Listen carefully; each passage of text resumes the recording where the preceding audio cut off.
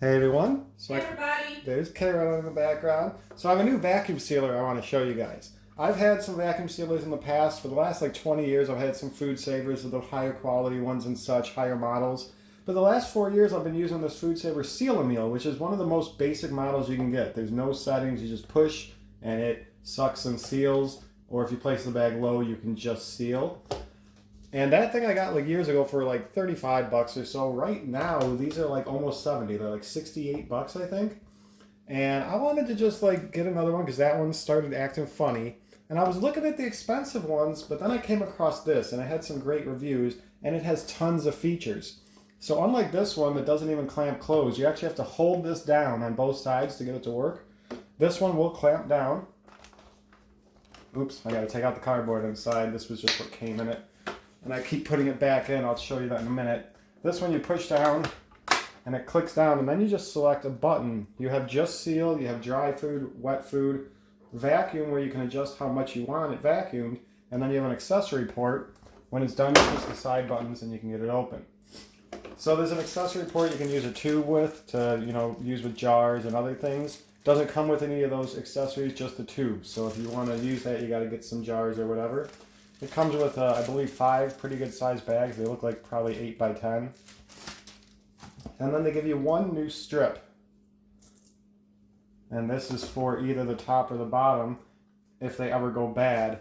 And I think you could flip these upside down. They're both the same way, so you could probably reuse these too if those go bad. But even on my machine that's 4 years old, my strips are still fine and they still work.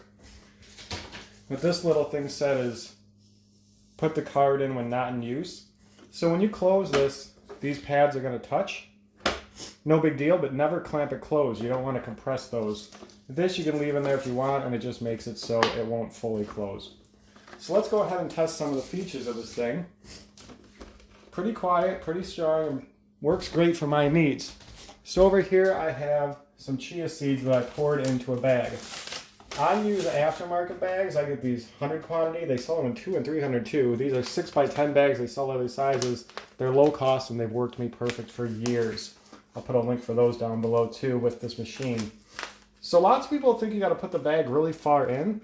You don't. You just need to be over this first lip. And the less you put it in, the less space at top you're going to waste with the seal so that you can cut it and reseal it as you use the stuff.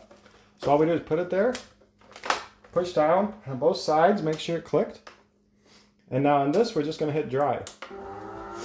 It's pretty quiet, pretty quick, and now it's going to seal. When it's done sealing, we'll push on the buttons to open it up. Okay, now our lights have turned off. We can push the buttons. And we have a nice thick seal on this. Some of the machines I've had a thinner seal. This is actually a pretty nice thick seal, and it's very nice and packed in there. Very good suction. These aren't just moving around. And if you ever want to just seal, or if you want to double seal, sometimes I used to do that on this old machine, you can just put this in just enough to cover that seal mark, close it there, and you can get a double seal. Or you can use that to seal bags if you got a roll and you're going to cut them. So it works real nice, real quick, simple. You don't have to do much. Let's try a tomato now. Now this will do with the wet setting, the moist setting. The moist setting is also good for things like breads and other things, but for breads and such, I'll show you one more thing. So for this, go ahead and push the moist setting. Pretty quiet again. And this will suck just enough to get it sealed, but not too much to squish it or suck all the juice out. So that setting works really good. It's going to go ahead and seal. Okay, so now our lights have gone off. And then our tomatoes in there.